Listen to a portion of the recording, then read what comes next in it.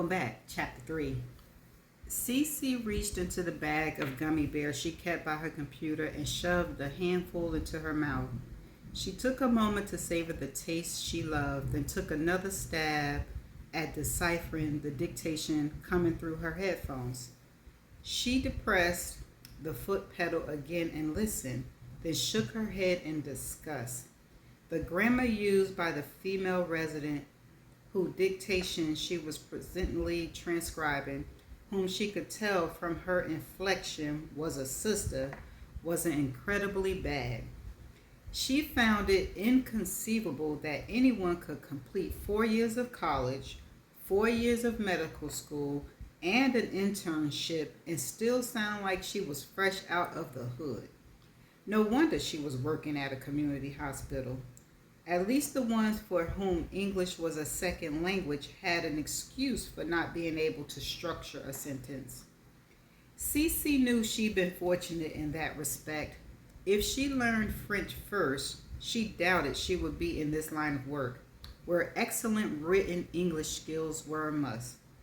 But her parents, Claude and Kathleen, who immigrated from their native Haiti as a young married couple, felt their 6 children would need skills in the language of their adopted country. Thus, they spoke French only in private, using English in the presence of Cece and her siblings. As a result, the Mihu children had always formed their thoughts in English. At Claude and Kathleen's insistence, all their offsprings took French in school, but to their disappointment, only their youngest daughter, Michelle, had actually become fluent. It had been a little difficult growing up where all the other kids on the block spouted French like they were in downtown Port-au-Prince. The kids used to tease the Mihu children for their lack of knowledge. But now that they were grown, Cece wondered how many of them grossed $1,000 a week. Not bad wages for someone who worked from home in pajamas if she so wished. Still, she understood the importance of fitting in. When Michael's sons vetoed brown bagging their lunches, she didn't object. If the boys' middle school classmates all brought lunch in the cafeteria, she readily understood their wanting to do the same, even though they often asked her to make lunch for them on the weekends. They liked the creative lunches Cece created, low in fat and high in protein so the children wouldn't nod off during their afternoon science lessons. The girls loved eating bagels smeared with peanut butter and topped with sliced bananas, or kebabs of low-fat turkey, low-fat cheese, cherry tomatoes that went splat in their mouth, and pineapple chunks. Cece transmitted the troublesome dictation and mentally planned her dinner menu as she waited for the sound files of the next job to load. She frowned when the phone rang. She adhered to a strict schedule and disliked interruptions. Working at home required supreme discipline. There were 100 distractions just steps away. But then again, maybe it was Michael calling to say hello. She smiled at the thought of her husband as she reached for the receiver. Hello? Cece, it's Dana. The urgency in Dana's voice alarmed her, and she inadvertently leaned forward in her chair, the same as she'd do if they were talking in person. Dana, what's wrong? I had to go to the emergency room last night. I cut my hand on the glass I was washing. It just broke apart in my hand. It wasn't a cheap glass, but the way it cracked, you'd think it was a jelly jar. Oh no, are you all right? Physically, yes. They stitched me up and updated my tetanus shot. But it was a deep cut, Cece. They had to stitch it in layers. The doctor instructed me not to type for the next 4 weeks or I'd risk opening the cut again. 4 weeks? My God, Dana, can you afford to do that? No, but I have no choice. If I pop my stitches, it'll turn into 8 weeks. She sighed. I'm in trouble, Cece. I can't make it financially without Kenny. Cece didn't know what to say. For months, Dana had resisted making any comments about her situation, other than that she and Brittany were getting along fine. Cece didn't believe her, but hearing her admit the truth after so long came as a shock. Finally, she settled for, "I'm so sorry, Dana. You never let on." "I know. I was afraid to face it myself. But the bottom line is, I won't be able to support this lifestyle much longer without Kenny." She chuckled. "Lifestyle? You think I was a millionaire or something?" "Dana, you live in a nice house with a pool and you drive a nice car. Believe it or not, that's a lifestyle." "Maybe. It just doesn't seem like it. But I thought about what I could do all last night after I got back from the ER. I came up with 3 possibilities to raise money, and I like to do all 3." "Okay, what are they?" I stopped scrolling at my garage long enough to realize that the room above it can be rented out. Even though the renter won't have access to my house since it's just a few feet away, I'd only consider renting to a female, maybe a college student or something. "That's a good idea. It has a kitchenette, doesn't it?" "Yes and no. Kenny put in a small countertop and sink with a dual cabinet below it, but we never did get around to getting the appliance. I guess I can pick up a mini fridge and a microwave, and microwaves are cheap now. Like they say, you've got to spend money to make money. But I should be able to get at least $400 a month for it, maybe $425. You don't know of anyone who might be interested, do you?" "No, maybe you can post a notice at UNF. But 400 or 500 a month might be steep for a college kid. A lot of them share apartments with fully equipped kitchens for the same money per person or even less." Dana thought about this for a moment. "But here, you'll have more privacy." "I hope you can find someone." Cece didn't quite succeed at keeping the doubt out of her voice. "Anyway, that's my first idea," Dana said. "As for the second, last night I decided that paying for health insurance is killing me. I'm putting out $700 a month for medical and dental coverage. If I worked as an employee, I probably paid less than half that amount. So I'm going to apply to some of the large services that have people transcribing at home." "It's good that you'll be able to save money, but can you do that and still run your service? That's like working 2 full-time jobs." "No, I can't work full-time for someone else and continue with my own client. So the only way I can make it work is to ditch my existing service and set up something larger." Dana hoped she sounded strong and confident. She'd lain awake most of the night thinking about it, but this was the first time she'd spoken the words out loud. "I need to become a corporation with at least 5 top producing MTs." She used the acronym for medical transcriptionist. "On my payroll with me getting a piece of every line they produce. Some people have gotten rich that way, and I think I can do reasonably well." "That sounds wonderful," Cece said, "but I think it might be easier said than done." "Yeah, that's what I thought too. But when I called Patricia Fairfield of Transcription Express this morning to ask if she could take over my clients for the next 4 weeks, she mentioned that she's going to be retiring, and she asked if I'd be interested in taking over her clients when I heal." "Dana, that sounds like a good omen if I've ever heard one." "I honestly believe it's a sign from above that this is the right thing to do for me to do. Pat's been established for years, and she says she bills $13,000 to $15,000 every month. Pretty respectable numbers for an operation run out of a spare room of your house," Cecil conceded. "And I have the potential to increase that. Pat's already referring me to a sports medicine clinic that approached her about transcribing their notes," Dana continued. "I meet with them tomorrow afternoon. If I can land this account, that'll be a good start. I understand it's huge." "That's wonderful, Dana." Cece hadn't heard this much excitement in her friend's voice since before Kenny died last June. "And that's why I'm calling. I want to know if you're interested in joining me as a partner." "A partner?" I don't know. What exactly is involved? Dana reply came fast. Money. I don't have much of that, Cecil promptly replied. Neither do I, but I want to get a loan. I need to do it now while I still have good bank balances. So they won't ask me to put up the equity in my house. How much do you figure you will need? Cece asked cautiously. 25,000 at the minimum.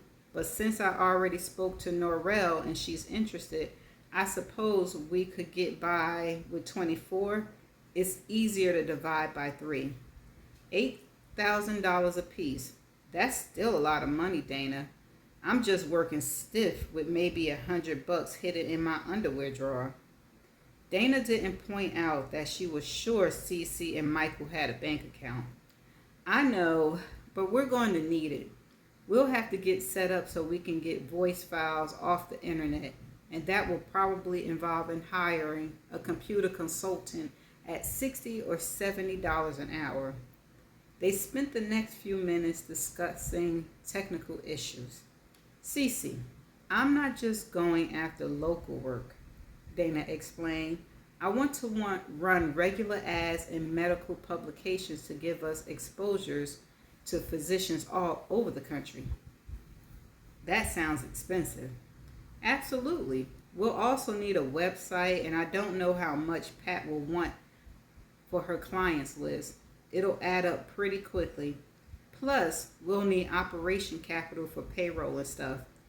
I know from experience that clients don't always issue checks as soon as they receive your invoice. That's why I've been doing work for Pat, to provide me with some ready cash while I'm waiting for my clients to ante up. Cece's shoulders slumped. It sounds like a fabulous opportunity, Dana, but I'm afraid I wouldn't be very good at running a business. I just don't have the personality to be a supervisor. What would I have to offer? Mainly your $8,000, but your transcription skills too, Cece.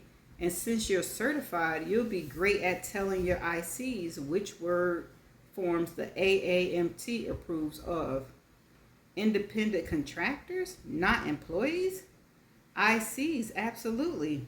That way we won't have to worry about payroll taxes, vacation, health insurance, and all of that. What about our salaries? We'll each draw an hourly rate for administrative work and a line rate for transcription. I like to issue paychecks weekly. That'll cost us more than paying every 2 weeks or twice a month, but it'll make us more appealing than our competition, so we can get the best people out there. Will we get the same line rate as the people contracting from us? How are we supposed to make any money? CNC sounded incredulous. Through the profits. As a partner, you'll receive a third of the profits to be paid annually. Of course, I don't know how long it'll take for us to recoup our initial investment, but most businesses don't turn profit right away. That's why we have to have money in reserve.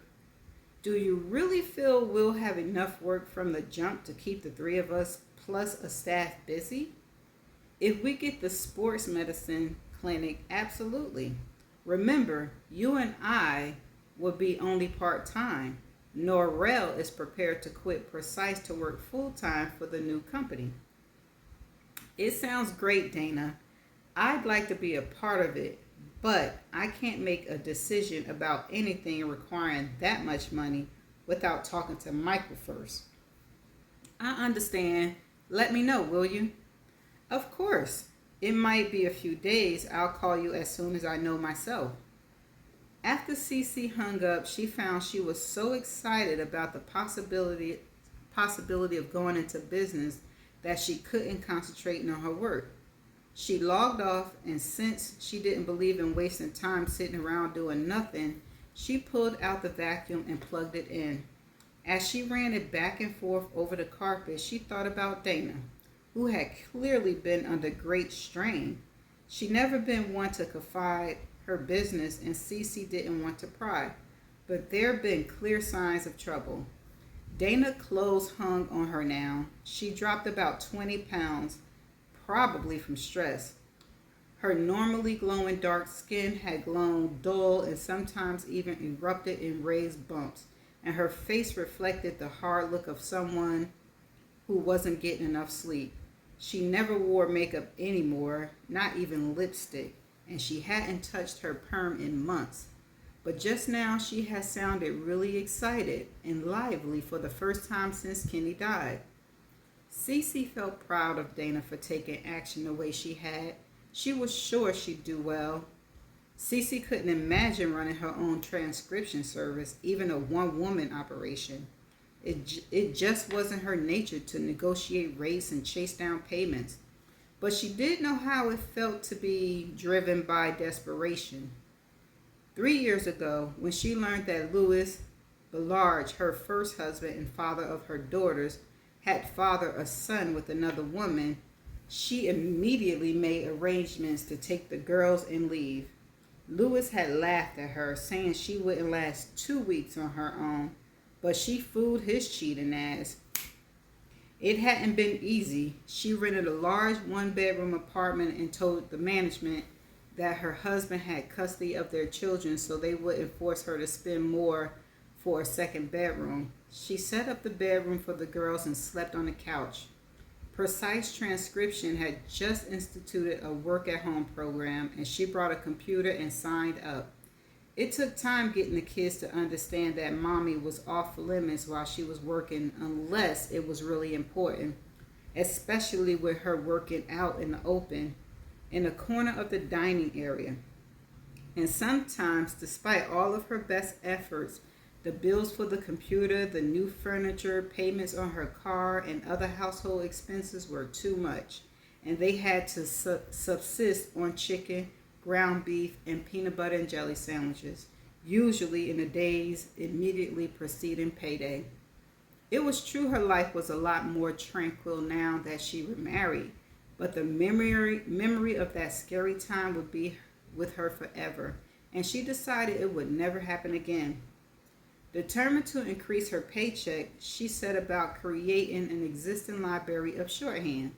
Some people called them macros, that reduced the number of keystrokes she used and ultimately made her Precise Transcription biggest producer, putting out 10,000 lines a week.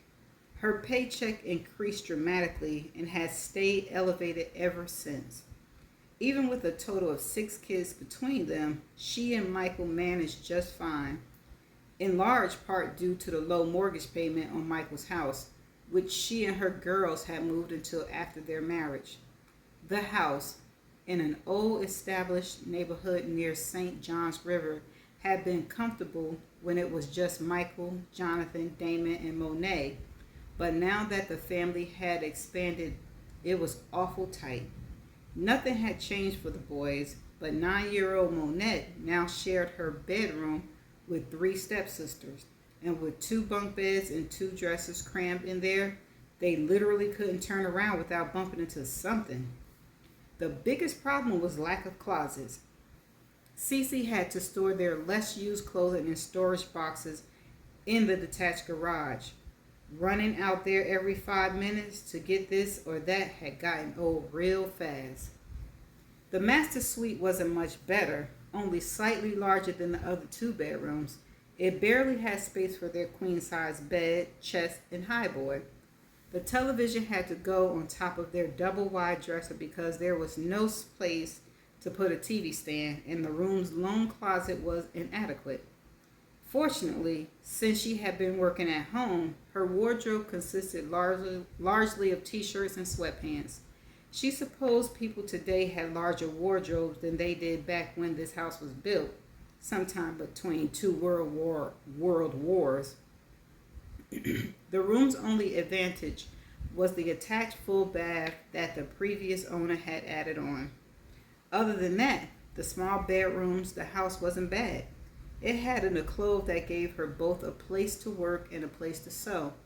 The spacious kitchen had been modernized by the previous owner, as had the hall bath.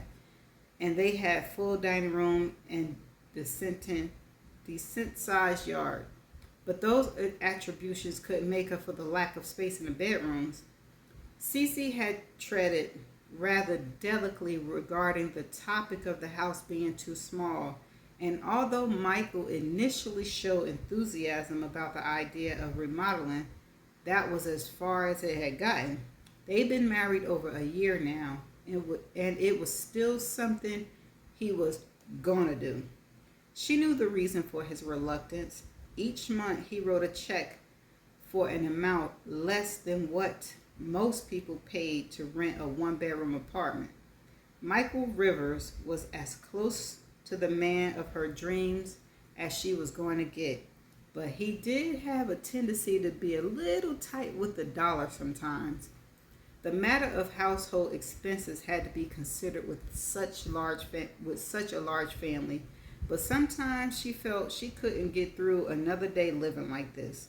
She wanted to go outside, throw her arms up, look heavenward, and scream, "Give me space." Maybe she was being unreasonable, but it wasn't like she couldn't afford to pay 2 or 3 times as much as they were now. They had the income to do it, and surely that income would increase if she went into business with Dana and Norrell. She put away the vacuum and went to the phone. It was time to approach Michael about Dana's proposition.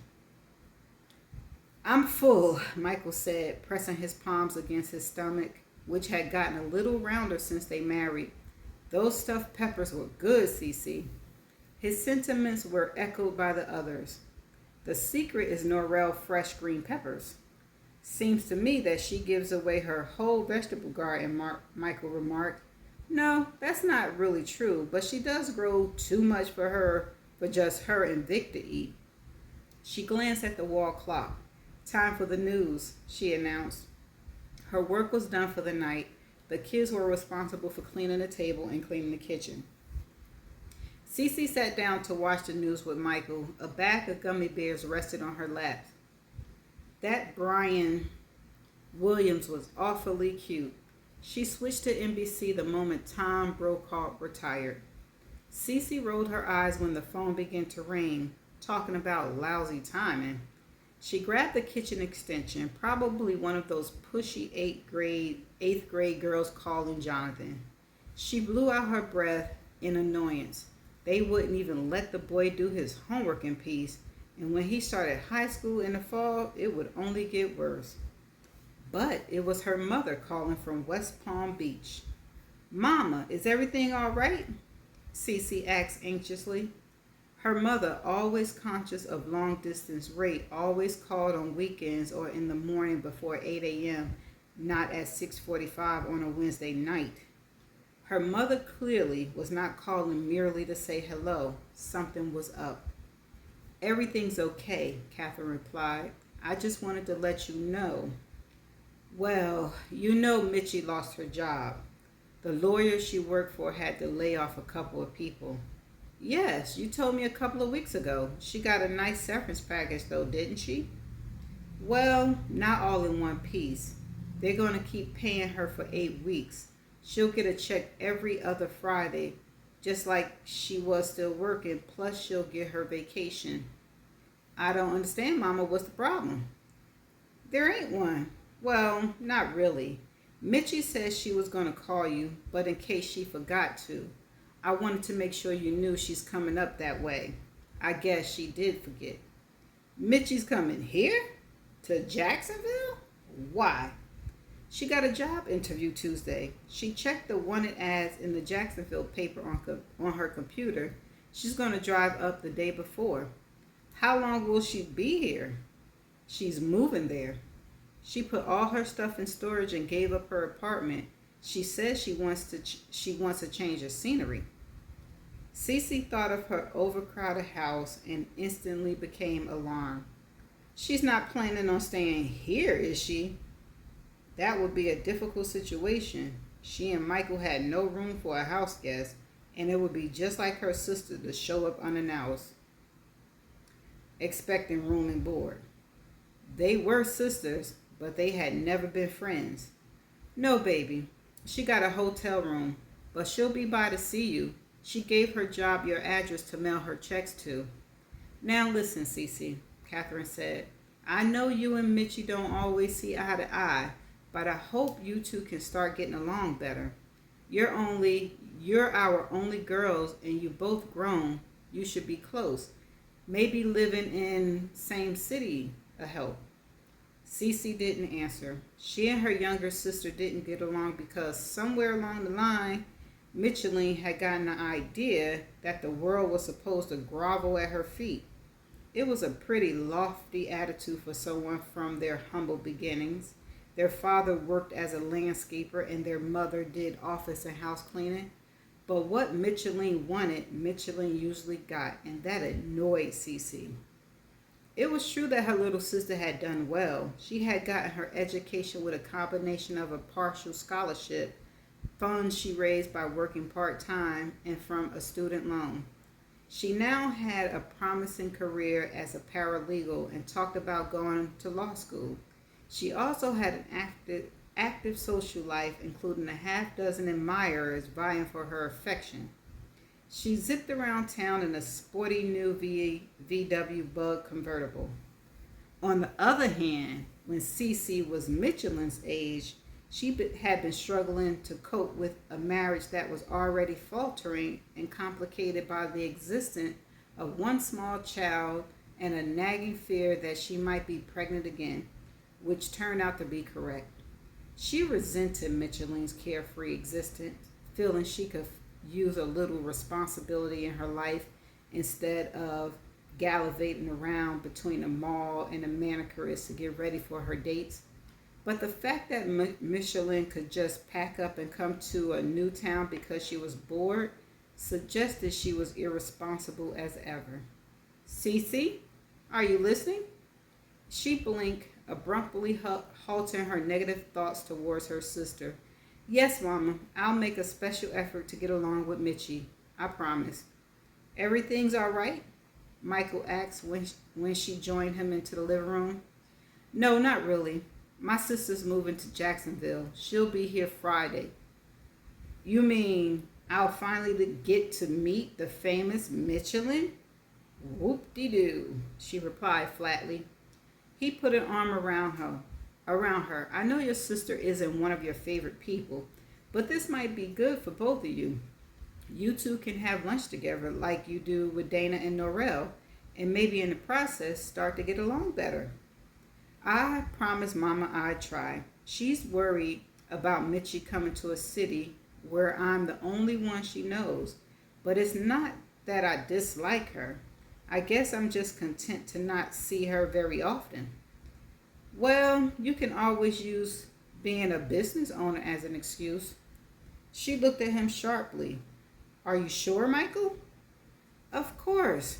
There's some risk involved, but I think the three of you will do very well. I predict you'll recoup our investment in less than a year. Oh, Michael, thank you. She threw her arms around his neck, his palms tightly grasping the back of his head and neck to keep him close. He gently pushed her away, but his quick glance at the doorway told her it was out of concern that one of the children might walk in on them. Cece felt almost giddy as she clumsily moved away from him, nearly losing her balance in the process. Damn it. She had to lose those 30 pounds. The future looked too bright to be clouded by her health problems from dragging around extra weight. She and Dana and Norrell were going to be successful and make a lot of money. She'd keep her current job and put every penny their new venture brought in towards having a house remodeled. Once that was done, everything would be perfect and she could deal with anything, even Micheline. Okay, here we go with all of the detail that gets on my nerve. I can't stand so much detail and there's nothing going on. This is chapter 3. We got 50 more to go. So we shall see if it gets better. I'll see y'all in chapter 4. Bye.